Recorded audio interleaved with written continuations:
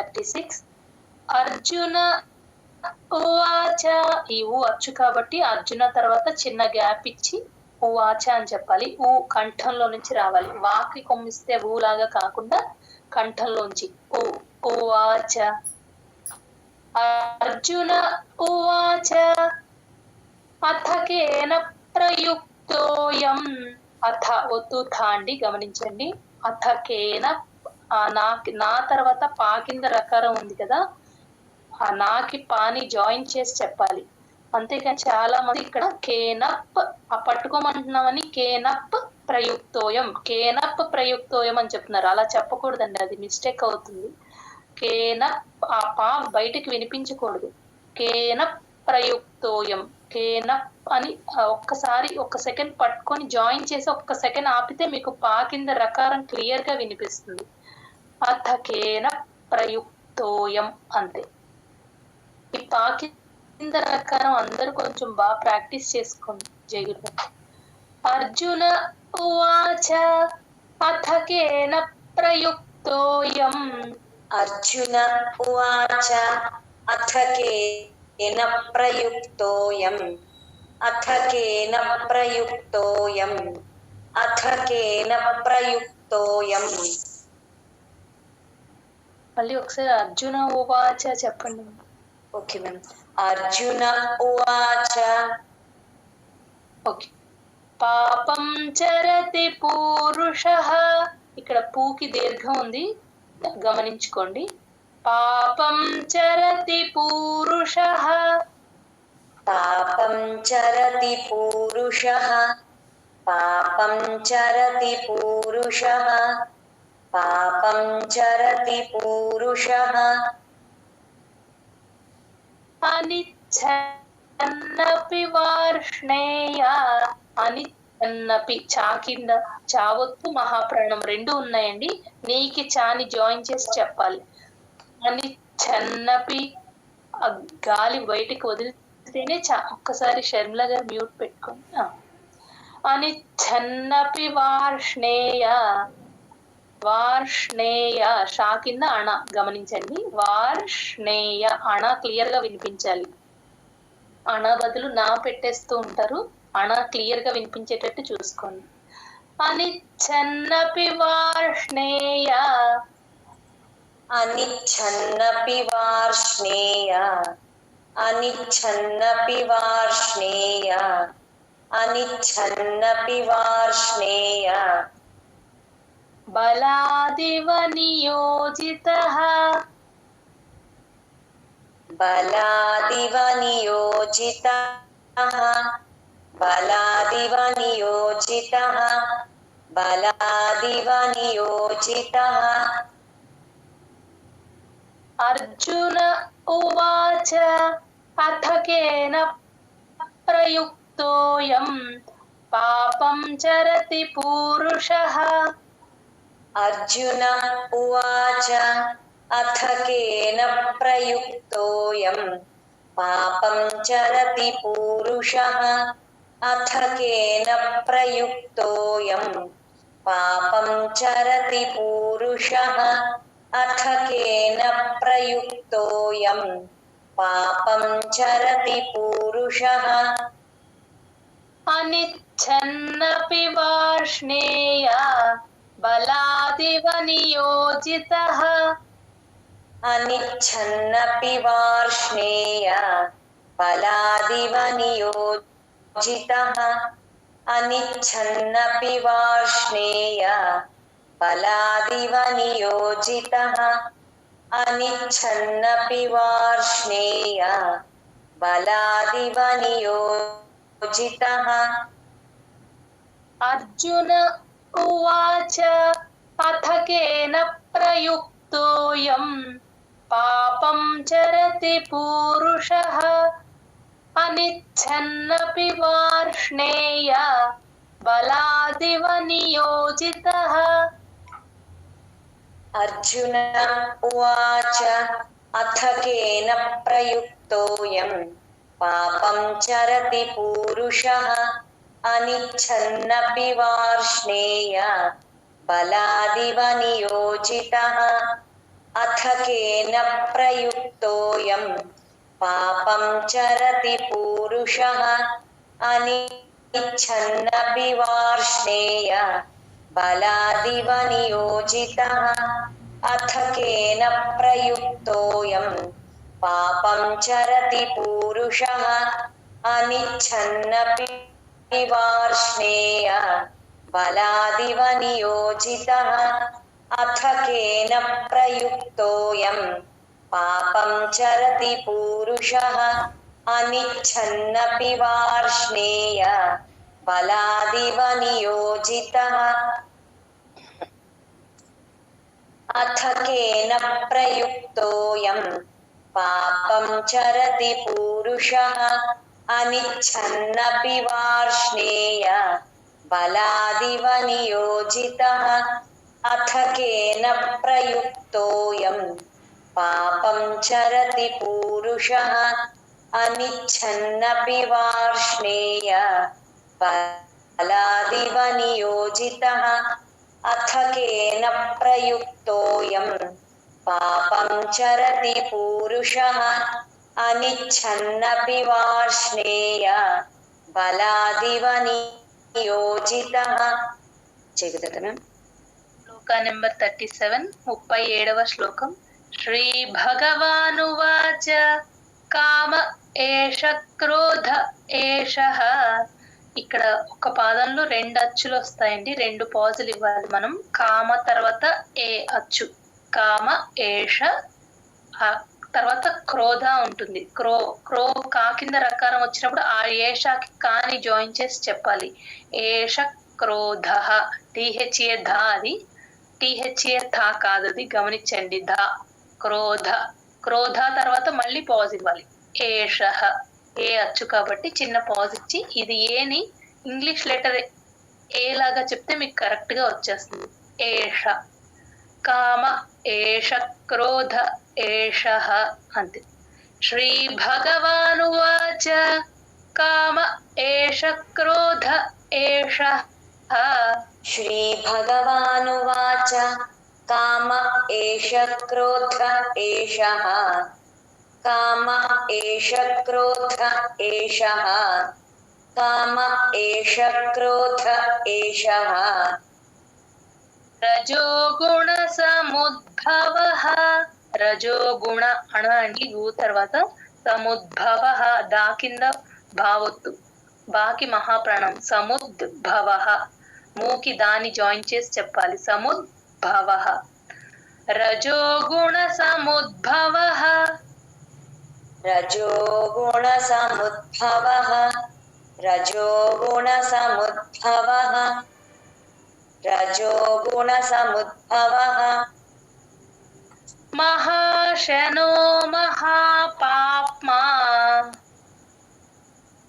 महाशनो महापाप्मा महाशनो महापाप्मा महाशनो महापाप्मा విద్యేనమిహ వైరిణం ఇక్కడ వి తర్వాత దా కింద దావొత్తు మహాప్రాణం యావొత్తు అన్ని వినిపించేటట్టు చెప్పాలండి వీకి దాని జాయిన్ చేసి చెప్పాలి విద్యేన అనకూడదు విద్యేన యా క్లియర్ గా వినిపించాలి అక్కడ ఇది కొంచెం నోట్ చేసుకోండి అందరూ విద్యేన కరెక్ట్ గా యా వినిపించేటట్టే చెప్పాలి విద్యేన మిహ వైరిణం ఆణ కూడా క్లియర్ గా వినిపించాలి వా ప్లస్ ఐ వై వైరిణం విద్యేన మిహ వైరిణం विद्येनमिह वैरिणम् विद्येनमिह वैरिणम् विद्येनमिह वैरिणम् అణ కొంచెం క్లియర్ గా రావాలి వైరిణం అణ కొంచెం विद्येनमिह वैरिणम् శ్రీ భగవానువాచ కామ ఏష క్రోధ ఏషః రజోగుణ సముద్భవః श्रीभगवानुवाच काम एष क्रोध एषः रजोगुणसमुद्भवः काम एष क्रोध एषः रजोगुणसमुद्भवः काम एष क्रोध एषः रजोगुणसमुद्भवः महाशनो महापाप्मा विध्येनमिह वैरिणम् महाशनो महापाप्मा विध्येनमिह वैरिणम् महाशनो महापाप्मा विध्येनमिह वैरिणम् महाशनो महापाप्मा विध्येनमिह वैरिणम् श्रीभगवानुवाच काम एष क्रोध एषः रजोगुणसमुद्भवः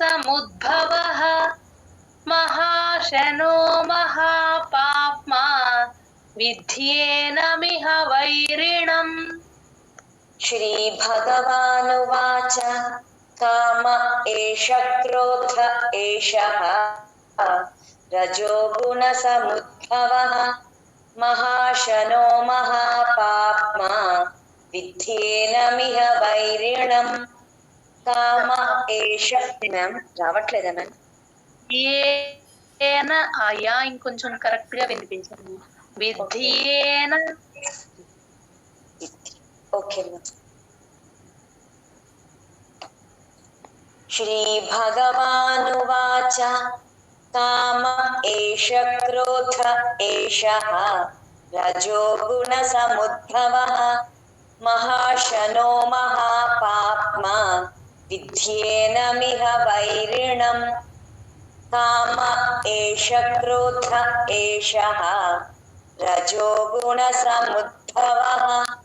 महाशनो महापाप्मा विध्येनमिह वैरिणम् काम एष क्रोध एषः रजोगुणसमुद्भवः महाशनो महापाप्मा विध्येनमिह वैरिणम् काम एष क्रोध एषः रजोगुणसमुद्भवः महाशनो महापाप्मा विध्येनमिह वैरिणम् काम एष क्रोध एषः रजोगुणसमुद्भवः महाशनो महापाप्मा विध्येनमिह वैरिणम् काम एष क्रोध एषः रजोगुणसमुद्भवः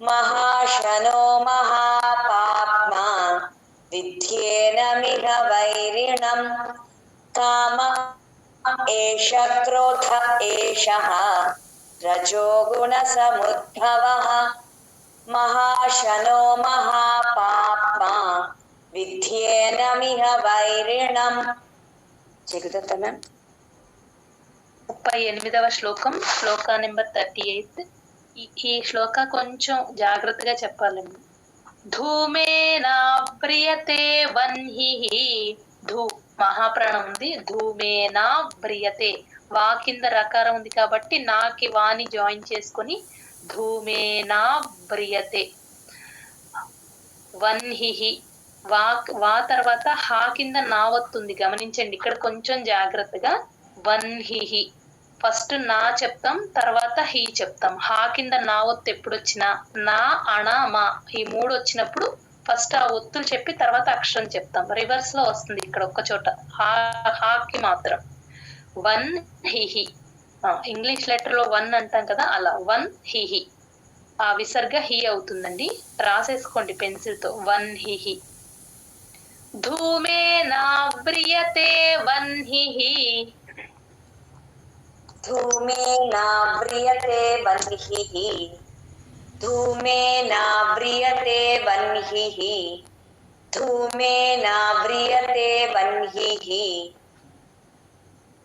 ధూమేనా వ్రియతే ఆ నాకి వాని జాయిన్ చేయాలమ్మా నా వ్రియతే ఒక్కసారి చెప్పండి మళ్ళీ చెప్తాను धूमेनाव्रियते वह्निः यथा दर्शो मलेन च यथा उत्तुथ यथा दर्शो మలేన చ దర్శో దాకి రాన్ జాయిన్ చేసి చెప్పాలి దర్శో మలేన చ యథా దర్శో మలేన చ ఇక్కడ ఎండింగ్ కూడా దీర్ఘం ఇవ్వకూడదు మలేన చ కట్ చేయాలంతే చెప్పండి యథాదర్శో మలేన చ యథాదర్శో మలేన చ యథాదర్శో మలేన చ యథోల్బేనావృతో గర్భః ఇక్కడ కొంచెం హార్డ్ వర్డ్ లాగా మాది అంటే కొంచెం మహాప్రాణం లేని చోట పెట్టేస్తారు యథో యా తర్వాత ఉన్నది ఒత్తు థా యథోల్బే ఆ బాకి మహాప్రాణం ఉండదు యూజువల్ గా చేసే మిస్టేక్ ఏంటంటే బాకి మహాప్రాణం పెట్టేస్తారు యథోల్బే అనేస్తారు అనకూడదు యథోల్బే మెత్తగా చెప్పాలి యథోల్బేనావృతో నాకి నా తర్వాత వృ వట్రసుడు ఉంది వృ అంతే నా వృ ఊ సౌండ్ రాకూడదు స్ట్రెస్ అస్సలు ఇవ్వకూడదు వట్రసుడికి నా వృతో గర్భ ఆ బాకి మహాప్రాణం ఉంది ఇక్కడ దోల్బేలో మహాప్రాణం బాకి లేదు గర్భాకి మహాప్రాణం ఉంది గమనించండి యథోల్బే నావృతో గర్భ విసర్గ అవుతుంది యథోల్బేనావృతో గర్భః యథోల్బేనావృతో గర్భః యథోల్బేనావృతో గర్భః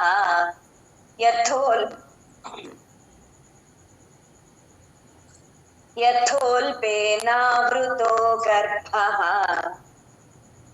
తథా తేనేదమావృతం తథా ఒత్తు తా ప్లేన్ తా ప్లస్ ఒత్తు తా రెండు పక్కనే వచ్చేయండి గమనించండి తథా తేనేదమావృతం వృతం వరు తేల్చి చెప్పాలి తథా తేనేదమావృతం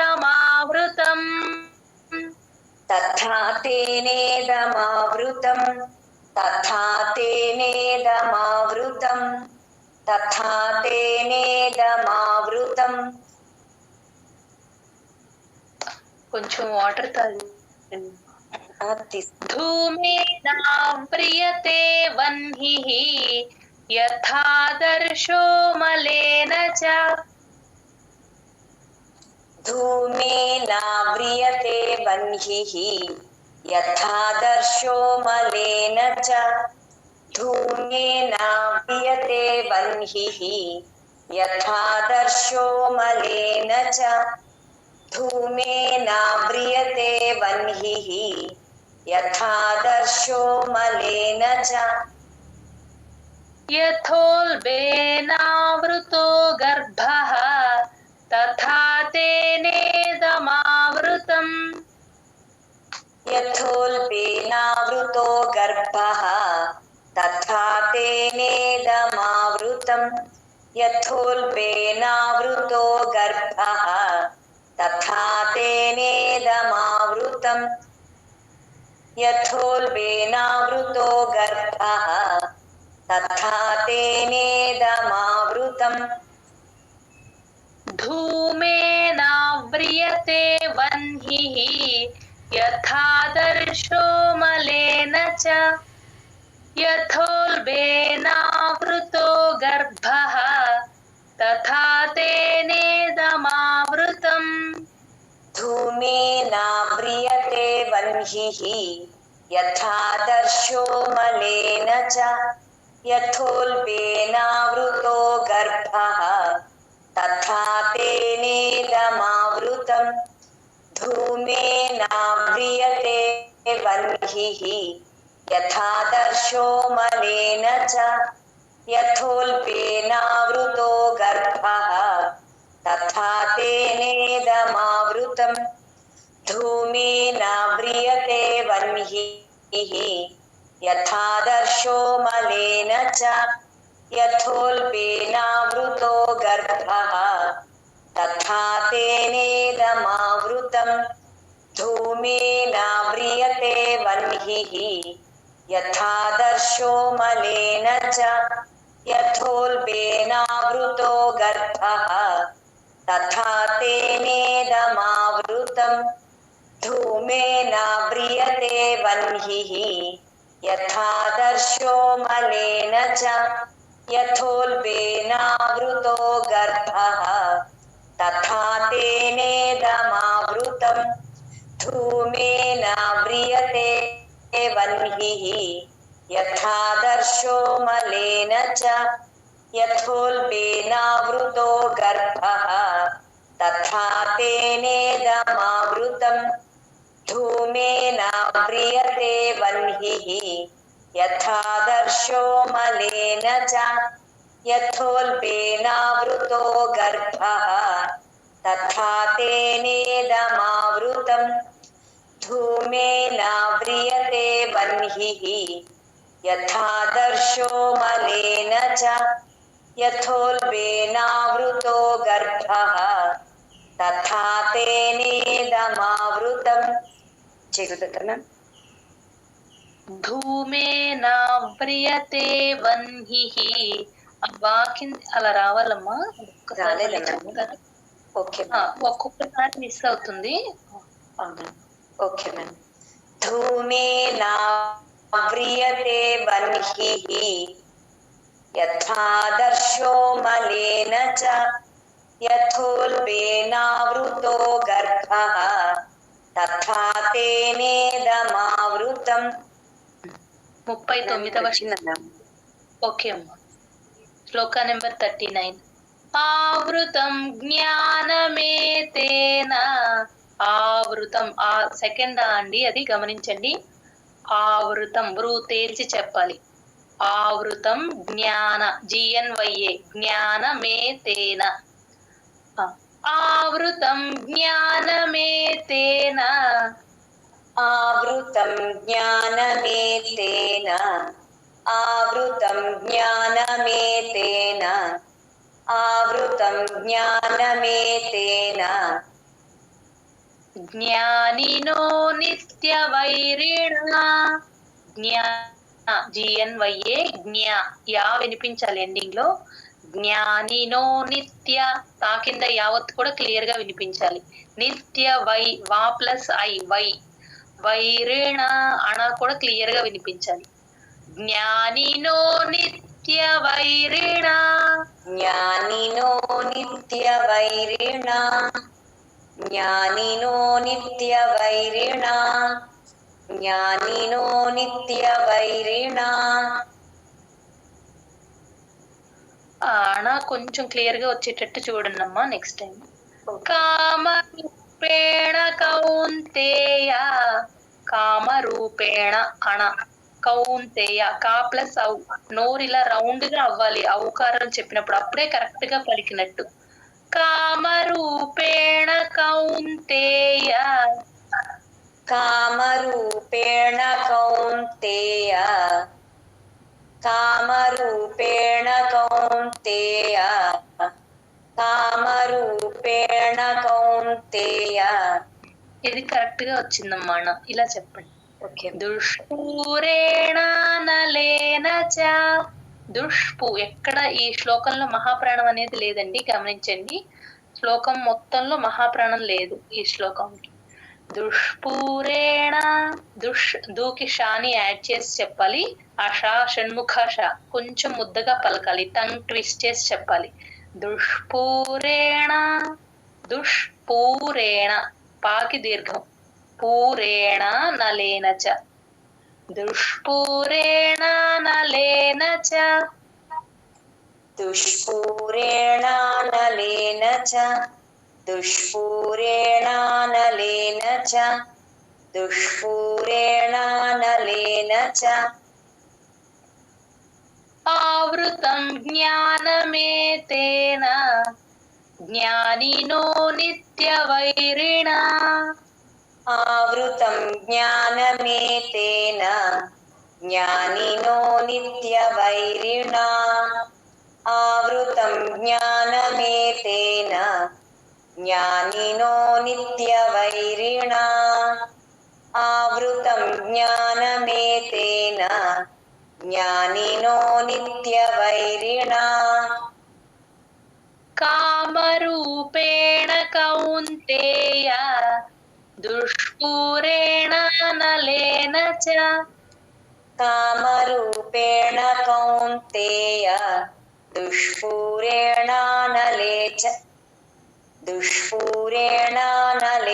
च कामरूपेण कौन्तेय दुष्पूरेणानलेन च कामरूपेण कौन्तेय दुष्पूरेणानलेन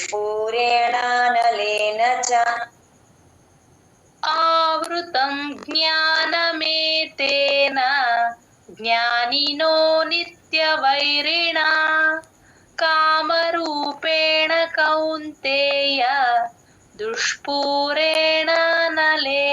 च आवृतं ज्ञानमेतेन ज्ञानिनो नित्यवैरिणा कामरूपेण कौन्तेय दुष्पूरेणानलेन च आवृतं ज्ञानमेतेन ज्ञानिनो नित्यवैरिणा कामरूपेण कौन्तेय दुष्पूरेणानलेन च आवृतं ज्ञानमेतेन ज्ञानिनो नित्यवैरिणा कामरूपेण कौन्तेय दुष्पूरेणानलेन च आवृतं ज्ञानमेतेन ज्ञानिनो नित्यवैरिणा कामरूपेण कौन्तेय दुष्पूरेणानलेन च आवृतं ज्ञानमेतेन ज्ञानिनो नित्यवैरिणा कामरूपेण कौन्तेय दुष्पूरेणानलेन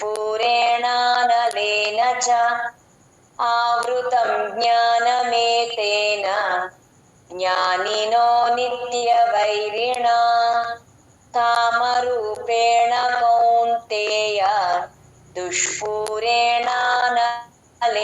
च आवृतं ज्ञानमेतेन ज्ञानिनो नित्यवैरिणा कामरूपेण कौन्तेय दुष्पूरेणानलेन च జయగురుదత్తమ్మ జయగురుదత్తమ్మ బాగా రిపీట్ చేశారు. జయగురుదత్తమ్మ. ఈ శ్లోకాస్ అన్ని ఒకసారి బాలస్వామిజీ గారు ఆడియో పెట్టుకొని మళ్ళీ ప్రాక్టీస్ చేసుకోండి. రేపు మిగతా శ్లోకాస్ చెప్పుకుందాము. కొంతమందితో చదివిస్తానండి రేపు. జయగురుదత్త కొంచెం బాగా ప్రాక్టీస్ చేసుకొని రండి. కావ్య గారు ఒకసారి ఆర్డర్లో చదువుతారమ్మ. జయగురుదత్తమ్మ. ఏ మే మతమిదం నిత్యం అనుతిష్ఠन्ति మానవాః శ్రద్ధావంతో న సూయంతః ముచ్యంతే తేపి కర్మభిః ఏ త్వేతదభ్యసూయంతః నానుతిష్ఠन्ति మే మతం సర్వజ్ఞాన విమూఢాంస్తాన్ విద్ధి నష్టాన చేతసః సదృశం చేష్టతే స్వస్యాః ప్రకృతేర్జ్ఞానవానపి ప్రకృతిం యాంతి భూతాని నిగ్రహః కిం కరిష్యతి ఇంద్రియస్యేంద్రియస్యార్థే రాగద్వేషౌ వ్యవస్థితౌ తయోర్నవశమాగచ్ఛేత్ తౌ హ్యస్య పరిపంథినౌ శ్రేయాన్ స్వధర్మో విగుణః పరధర్మాత్ స్వనుష్ఠితాత్ స్వధర్మే నిధనం శ్రేయః పరధర్మో భయావహః. అర్జున ఉవాచ అథ కేన ప్రయుక్తోయం పాపం చరతి పూరుషః అనిచ్ఛన్నపి వార్ష్ణేయ బలాదివ నియోజితః. శ్రీభగవానువాచ కామ ఏష క్రోధ ఏషః రజోగుణసముద్భవః మహాశనో మహాపాప్మా విద్యేనమిహ వైరిణం ధూమేనావ్రియతే వహ్నిః యథాదర్శో మలేన చ. यथोल्बेनावृतो गर्भः तथा तेनेदमावृतम् आवृतं ज्ञानमेतेन ज्ञानिनो नित्यवैरिणा कामरूपेण कौन्तेय దుష్పూరేణానలేన చ. జై గురుదత్త. జై గురు. ఇక్కడ 38th శ్లోక ధూమే నా వ్రియతే, నాకి వీని జాయిన్ చేసి చెప్పాలమ్మా, అదొక్కటి మళ్ళీ చెప్తారా? ఓకే అమ్మా. ధూమేనావ్రియతే వన్హిః వచ్చిందా మేడం? ధూమే వ్రియతే, ధూమే నా వ్రియతే, అక్కడ కొంచెం అలా నాకి వాని జాయిన్ చేయాలి. ధూమే నా వ్రియతే, నావ్ అని తీసుకుంటే కరెక్ట్ గా. వ్రియతే వన్హిః యథాదర్శో మలేన చ యథోల్బేనావృతో గర్భః తథా తేనేదమావృతం. జై గురుదత్త. జై గురుదత్త. మళ్ళీ రేపు 40 నుంచి చెప్పుకుందామండి. జై గురుదత్త.